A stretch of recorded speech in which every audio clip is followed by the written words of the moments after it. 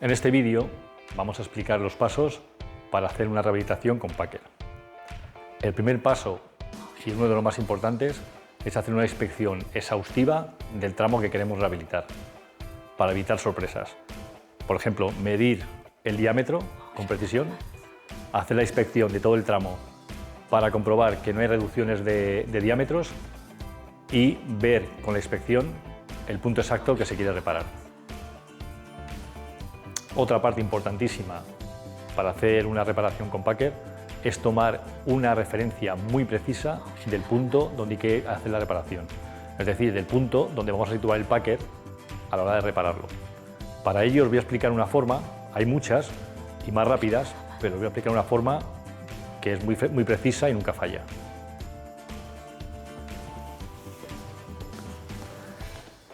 Meteremos la cámara desde un pozo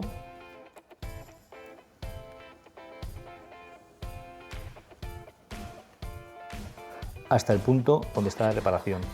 Esa cámara la habremos metido con una cuerda atada en el extremo del cabezal. De tal forma que cuando tengamos la cabeza a la altura de la incidencia que queremos reparar, tiraremos de la cuerda lo más tenso posible y haremos una marca en un punto de referencia, que puede ser este vértice del pozo. Una vez tomada esa referencia, pasaremos la cámara hasta el pozo de salida para dejar la cuerda en este punto y poder atar el Packer y traerlo hasta el punto de trabajo tirando de él. Esto lo hacemos porque siempre recomiendo tener una cuerda atada a ambos lados del Packer. Si hubiera un problema de que el Packer se quedara atascado en el interior de la tubería, es mejor tener dos puntos de tiro, uno en cada extremo, que uno solo.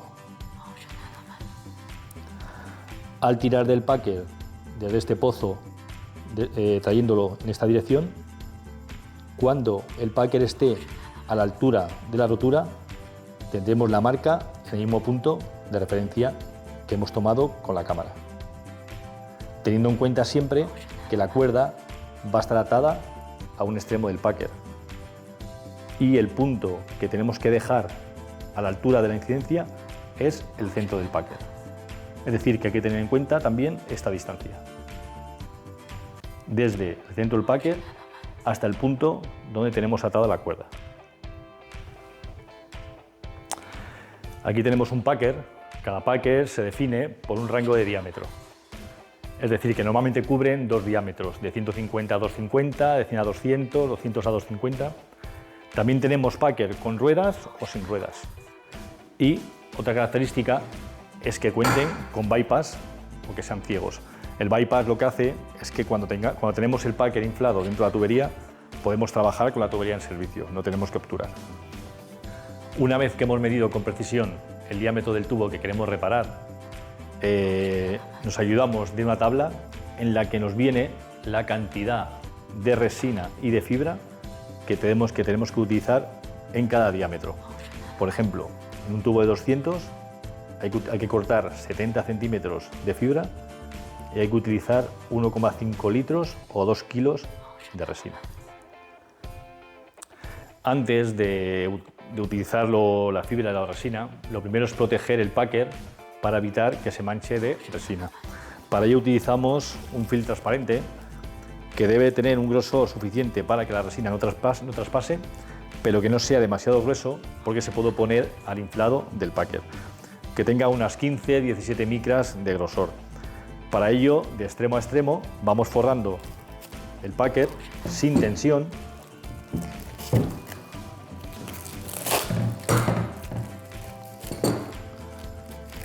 y aseguramos los extremos con cinta americana.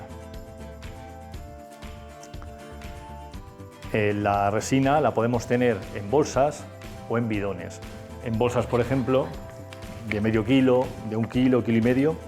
En este caso, los dos componentes vienen separados por una horquilla. Quitaremos la horquilla y haremos la mezcla dentro de la bolsa, masajeándola durante 1 minuto. Una vez que hemos hecho la mezcla, cortamos un vértice y vamos echando la resina sobre la fibra y la vamos extendiendo. En el caso de los bidones, tendremos que tener 2 recipientes con métrica para echar la proporción adecuada de cada componente y hacer la mezcla con una varilla. También durante 1 minuto mezclarlo enérgicamente para que la mezcla salga correctamente. Una vez se ha hecho la mezcla, tenemos que cortar la cantidad de fibra necesaria para cada diámetro. En ese caso dijimos que para un tubo de 200 serían 70 centímetros,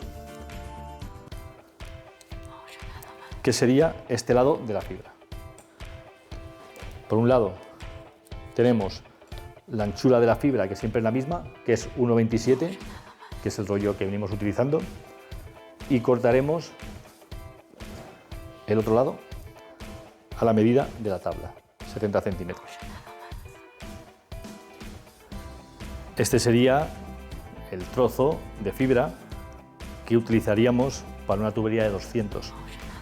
El ancho es 1,26, 1,27, que es el ancho del rollo de fibra, y este lado más corto, en este caso, es el que va en función del diámetro de la tubería. La fibra tiene 2 capas diferenciadas, una que está un poco más deshilachada, no sé si se puede apreciar, y una que es más consistente. Haremos una doblez de tal forma que la parte consistente sea la que dé la cara dentro de la tubería y por lo tanto sea más resistente al flujo del servicio de la tubería. Empezaremos a impregnar la parte más consistente de la fibra, echaremos la resina en toda la superficie y con la ayuda de una espátula iremos extendiendo, evitando que quede ningún punto sin impregnar. Una vez impregnada esta cara, daremos la vuelta y haremos lo mismo con esta otra cara. Una vez impregnada esta cara, haremos ya la doblez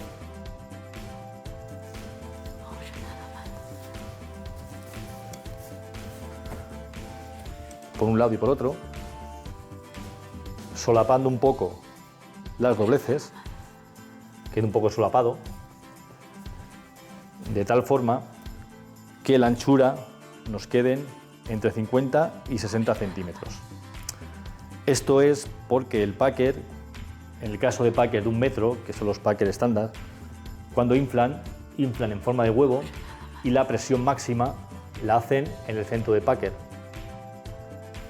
Lo que tenemos que evitar es hacer una fibra demasiado ancha porque al inflar el packer puede quedar los extremos sin pegar al tubo.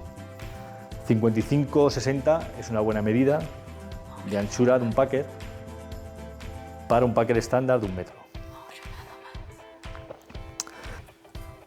Una vez hecho ese pliegue, tenemos 2 capas,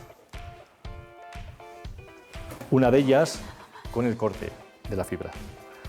Esta es la cara que se tendrá que ver una vez enrollado el packer para que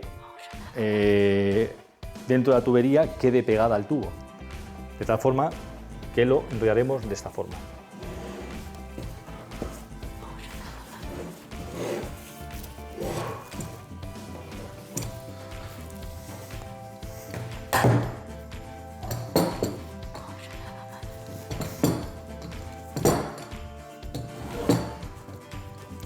Lo más pegado al cuerpo del packer y siempre en el centro de su longitud. Para asegurar la fibra y que no se mueva en el proceso de transporte de la entrada del pozo al punto de trabajo, podemos utilizar diferentes elementos, por ejemplo, este tipo de alambre con plástico, fundado en plástico, un alambre, gomas elásticas. A mí me gusta más este tipo de alambre. La forma de fijarlo es darle 3 medias vueltas, 1,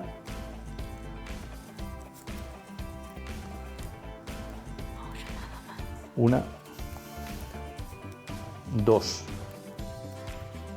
y 3, para que en el proceso de inflado se deshaga de una manera fácil. y no se oponga al inflado del packer. Siempre aconsejamos poner 3 cables, 3 gomas, uno en cada extremo de la fibra y otro en el centro. Ya tenemos el packer preparado para introducirse en la tubería y llegar al punto de trabajo. Siempre aconsejamos, antes de hacerlo, a través del compresor, y ya tenemos la manguera puesta, por supuesto, meter un golpecito de aire para inflar un poco el cuerpo del packer y que la fibra todavía se pegue más al packer y se desplace lo menos posible en el camino al punto de trabajo. Hay 2 formas de llevar el packer al punto de trabajo. La primera es con varillas. Cuando tenemos un solo acceso es la única forma. Y si tenemos 2 accesos también se puede llevar con varilla, pero yo siempre recomiendo tener también cuerdas a ambos lados del packer por si tenemos problemas a la hora de sacarlo o de llevarlo a punto de trabajo. Siempre es mejor tener 2 puntos de apoyo en el packer, uno en cada extremo. Cuando utilizamos varillas, recomendamos o cable o cuerda que no tenga elasticidad, es decir, cuerdas de escalador. Una vez que estamos seguros que tenemos el packer en el punto de trabajo, se recomienda siempre hacer el inflado poco a poco, introducir el aire dentro del cuerpo del packer lentamente, para que la fibra se adapte perfectamente a la pared del tubo y se desplace lo menos posible en el tiempo de inflado. Una vez que sabemos con seguridad que la resina está seca, eso depende de cada tiempo de secado de la resina que estamos utilizando, hacemos el desinflado del packer también de la misma forma, lentamente, para asegurarnos de que la fibra se va a quedar perfectamente pegada al tubo. Está demostrado que esta tecnología, que lleva más de 20 años utilizándose, es la forma más duradera de hacer una reparación puntual en un tubo sin zanja.